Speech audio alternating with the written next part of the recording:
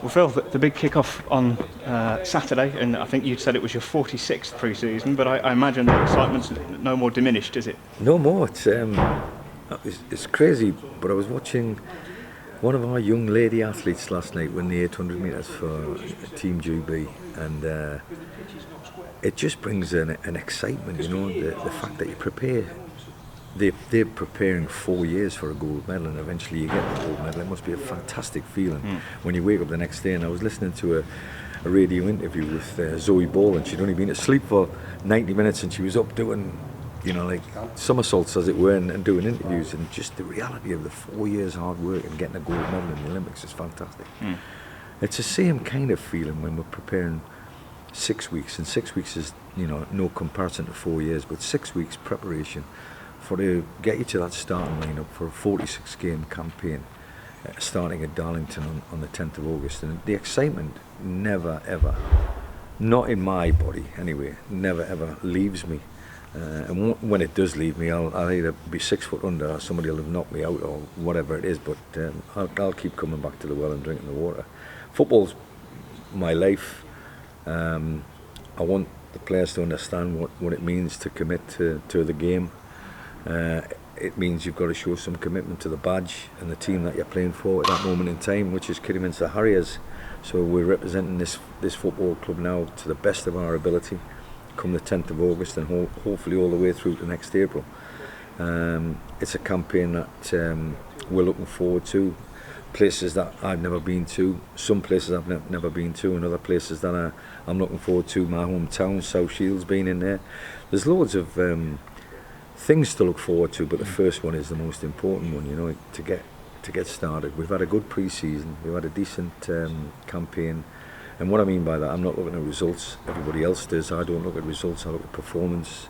I look at fitness levels, but more importantly, I look in that treatment room just to the back of my right hand shoulder, and there's not so many in there, which is great news, you know. You've seen the photo shoot today, which again is always a sign that, one, the season's just round the corner, and two, how professional we looked. You know, if the strip's brand new, they look fantastic, you know, never been worn yet. Everything about it's just glistening. You just, the reality, you can almost touch it, you can almost feel it, you can almost see it all.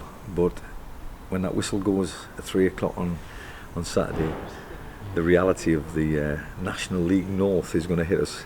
And we were just saying to one of the players there that no matter how many pre-seasons you've had and how well you prepare over pre-season, both clubs on Saturday, when the whistle blows for probably maybe 10 minutes or so, there's a lot of nervous energy and excitement on the pitch, and it's just about harnessing that, I suppose. I think you've got to control that, yeah. I think we are today on a Tuesday before a Saturday, which is probably going to be one of the rare occasions where I'm going to name the team, if I can do.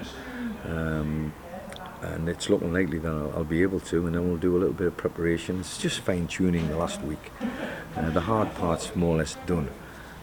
The hard yards, I mean, we did 100 kilometres in the first 10 days, and the players were like delighted at first when you announced that the ball's going to be at your feet, but then all of a sudden running with the ball at your feet. It's better than running without it, I'll tell you that. Certainly in a game of football, but they've enjoyed it, I think. I think they'll be looking at themselves in the mirror and seeing the bodies changing over the course of the last 5-6 weeks and becoming stronger and fitter and leaner. Body fats are down probably as a group almost 5% from the first day we came. So everything's moving in the right direction, but again, it means nothing, it counts for nothing unless we start the season properly, and then a reflection of the 6 weeks is how we perform in that 90 minutes against Darlington. You've been here obviously now since January, but I suppose with the best one in the world that there are things that you can't possibly put in place until you get to pre-season and you can start a full campaign. And you've discussed about some of the physical sides of that and how you can measure that, but in terms of mentally and messages and the tone that you're sensing from the players, what kind of things have been put in place? I think that comes from the highs and lows, and they're only highs and lows. They're not massive highs and they're not massive lows, but it comes from the results in pre-season. You know, we've had a couple of what you would class as great results, if you like. The Newport game where Newport sent the first team. Stoke game was a different argument. The under-23s arrived, but it's still a game of football. You can only beat what's in front of you. But I go back to the first game, Cardiff away, and I looked at that team that came on the pitch in the first 45 minutes. We were 45-45 at the time. And that team that came out was their first team, and we beat them 1-0, and I'm like, wow, might have something here. But then you go to places like Tamworth, like that reality of non-league football, of grounds that are not grass, that are 1G, 2G, 3G, whatever you want to call it, but Tamworth getting promoted and seeing how that can actually be used as a tool for confidence. Everybody was looking forward to the game, everyone's looking forward to the campaign because they've just got promoted by doing the right things often enough. So all of them little tests that we've had have been eye-openers to me from an individual perspective. From a team perspective, I think there's a lot of people in the right place, there's a lot of people walking around with smiles on their face. I want that to continue through the season. I think the group that we've brought in, the 6 or 7 players that were brought in, everybody wants to play, everybody's contributing, everybody looks fit, everybody looks like they're positive, everybody looks like they're honest. I think the team's gone to almost an honest place, and that dishonesty can only come around if you feel as if you're getting aggrieved in a game sometime next year. Saturday will come. I don't know how Darlington's going to play. I know Steve Watson very well. They're a team that'll try and play some football, I would imagine, but they'll be robust, they'll be strong, they'll be well worn, shall we say, with regards to the National League North, and we've got to be able to stand up to that. And then when we have stood up to that, if it takes 90 minutes, we've just got to get the ball down and play the kind of football that we've been playing pre-season. So the way we've been playing compared to last year in pre-season, for me, is the smile on my face at the moment. But that has to be maintained, certainly at Darlington away, but when we come to Aggborough for the 2 games after that, then we've got to show people that we need a little bit of an identity this year, and that identity is roll the sleeves up and fight, or get the ball down and play. We've got to be able to do both.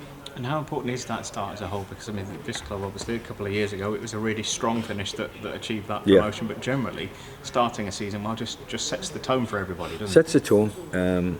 As you see, the professionalism of the photo shoot. The sun's out today. I was driving in, it was pouring down with rain. I was thinking, is the photo shoot going to be cancelled? But as you can see, we're still in the middle of summer. That's the big test. If that's shining on Saturday, it'll just show you what you've been doing over the last 6 weeks. If you've been working hard in that sunshine and not lying around and taking the plaudits because you've got a bit of sweat on your shirt. I want players that want to play in this kind of weather, but also play on a cold, wet and windy night at Alfreton on a Tuesday. These are the kind of tests that we're going to sample next year, and it's that mentality that we'll be looking at, probably more so than the physicality. It's a little early in the season to ask about team news as such, but you touched on the treatment room. Is there anyone that you're definitely without Saturday, or is everyone pretty much everybody's pretty much there. Digger's had a couple of David Davis has had a couple of kicks, but he's a combative style player, as the supporters will have seen him, and he's played in this area for a number of years, and people know what type of player he is. He's had a couple of kicks on his foot and bruising, but he just wants to play. Luke Summerfield felt a little bit tight in training last week, but he's been on the training ground every day since. There's little bits of blisters and stuff like that, but that's what that sunshine does, But now I think we're somewhere near. I'm not going to say full strength because we don't know what that is yet. Yeah. But pre-season's been a mixture of young and old, and experienced and inexperienced, and trialists, and hopefully in the next 3 or 4 days we'll have fine-tuned the first team in preparation for Darlington.